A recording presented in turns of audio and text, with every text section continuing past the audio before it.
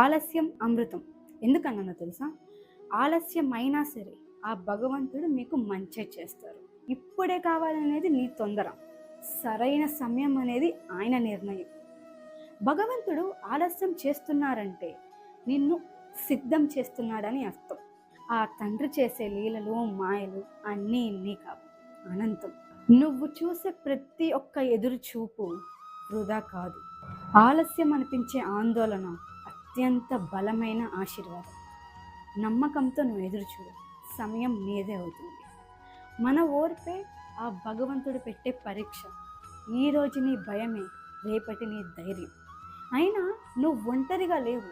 నీ ప్రార్థనలు అన్నీ ఆ భగవంతుడికి వినిపిస్తున్నాయి. నీకు ఏం కావాలో కాదు, నీకు ఏది మంచిదో అదే ఇస్తారు. ఆ భగవంతుడు ఇచ్చే సమాధానం మంచిదే అవుతుంది. నమ్మకంతో ఉంటే ఆ ప్రకృతి కూడా మనకి సహాయం చేస్తుంది. ఇది అక్షరాల నిజం.